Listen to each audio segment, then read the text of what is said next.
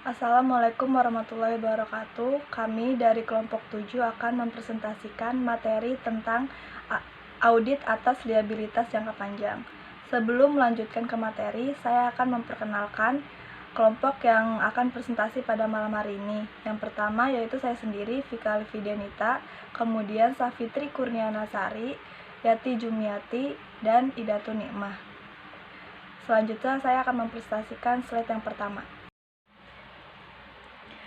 Yang pertama, saya akan menjelaskan pengertian dari liability, yaitu hutang jangka panjang adalah kewajiban sekarang yang timbul dari kegiatan atau transaksi yang lalu, yang jatuh temponya lebih dari setahun, ditinjau dari tanggal neraca. Contohnya itu, hutang jangka panjang dari bank, yaitu berupa kredit investasi, hutang obligasi, hutang kepada induk perusahaan, hutang sewa jangka panjang, hutang pensiun, dan hutang wesel jangka panjang. Untuk selanjutnya yaitu tujuan pemeriksaan untuk menentukan apakah terdapat internal control yang baik atas liabilitas jangka panjang. Yang kedua, untuk liabilitas jangka panjang yang menjadi kewajiban perusahaan sudah dicatat seluruhnya per tanggal 8 posisi keuangan dan diotorisasi oleh pejabat perusahaan yang berwenang. Yang ketiga, liabilitas jangka panjang yang tercantum di laporan posisi keuangan neraca betul-betul merupakan kewajiban perusahaan. Yang keempat, liabilitas jangka panjang yang berasal dari legal claim atau aset yang dijaminkan sudah diidentifikasi. Yang kelima, liabilitas jangka panjang dalam valuta asing per tanggal laporan posisi keuangan sudah dikonversikan ke dalam rupiah dengan kurs tengah Bank Indonesia per tanggal laporan posisi keuangan, dan selisih kurs yang terjadi sudah dibebankan atau dikreditkan pada laba rugi tahun berjalan.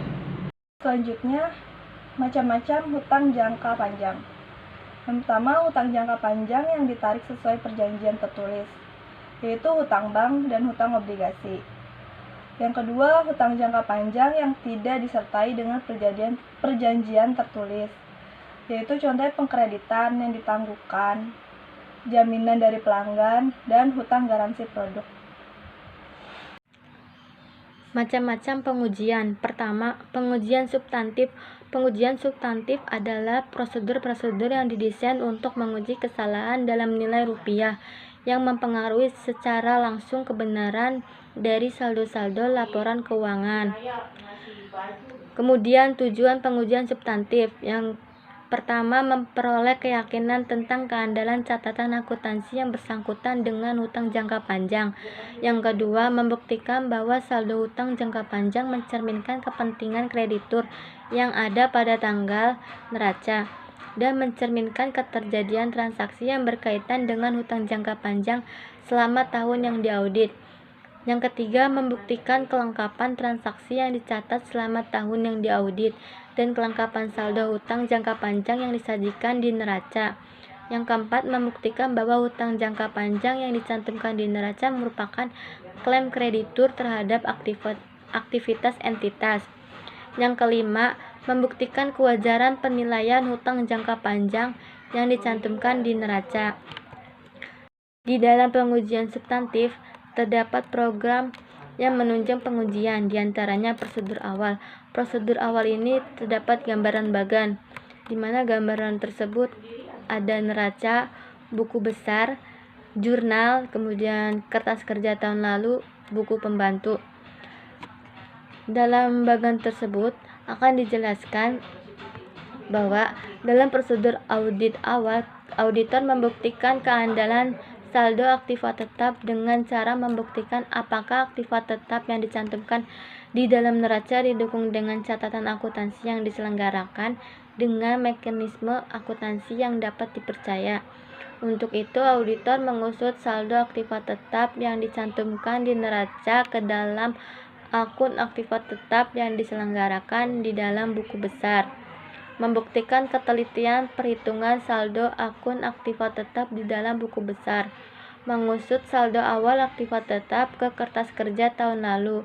Membuktikan sumber pendebitan dan pengkreditan akun aktiva tetap di dalam buku besar ke dalam register bukti kas keluar dan jurnal umum. Dan membuktikan ketelitian catatan aktiva tetap dengan cara melakukan rekonsiliasi akun kontrol aktiva tetap di dalam buku besar dengan buku pembantu aktiva tetap. Kemudian yang kedua, terdapat pengujian analitik. Dalam pengujian analitik terdapat hitung rasio, di mana rasio yang telah dihitung tersebut dibandingkan dengan harapan auditor.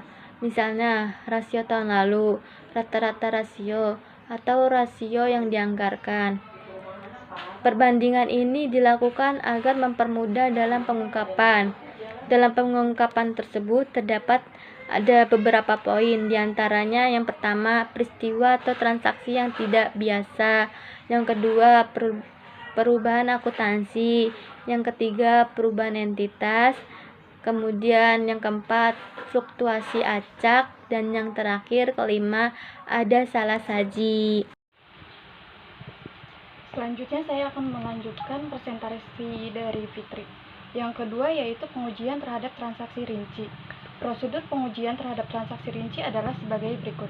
Yang pertama, unsur penerimaan uang dari penarikan hutang jangka panjang. Yang kedua, mintalah konfirmasi mengenai hutang jangka panjang dari bank dan trust company. Yang ketiga, periksa dokumen yang mendukung transaksi pembayaran bunga. Yang keempat, periksa dokumen yang mendukung transaksi pembayaran pokok pinjaman. Yang kelima, ada periksa aktiva yang dijaminkan dalam penarikan hutang jangka panjang. Yang keenam, periksa polis asuransi aktiva yang dijaminkan dalam penarikan hutang jangka panjang. Yang ketujuh, periksa kepatuhan klien terhadap batasan-batasan yang dikenakan oleh kreditur. Yang kedelapan, periksa dokumen yang mendukung transaksi treasure bond. Dan yang terakhir, verifikasi perhitungan bunga amortisasi premi dan diskonto obligasi dan hutang bunga obligasi. Selanjutnya yaitu yang ketiga, pengujian terhadap akun rinci. Prosedur pengujian terhadap akun rinci adalah sebagai berikut.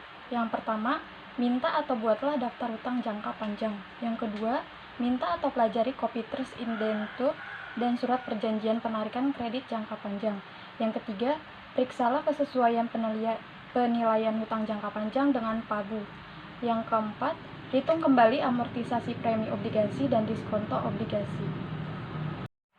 Selanjutnya yaitu prosedur pemeriksaan yang disarankan. Yang pertama, kita harus pelajari dan evaluasi internal kontrol atas liabilitas jangka panjang.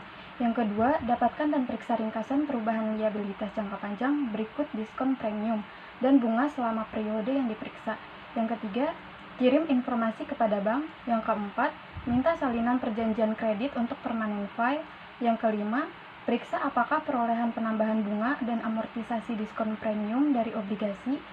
Diskon premium yang belum diamortisasi harus dilaporkan sebagai pengurangan atau penambahan dari nilai nominal obligasi. Yang keenam, periksa perhitungan bunga pembayaran bunga dan amortisasi diskon premium dari obligasi. Yang ketujuh, periksa apakah ada liabilitas jangka panjang atau wesel bayar yang diperpanjang setelah tanggal lapor posisi keuangan. Terakhir, seandainya ada hutang dari pemegang saham atau dari direksi atau dari perusahaan afiliasi, harus dikirim konfirmasi dan periksa apakah ada pembebanan bunga atas pinjaman tersebut.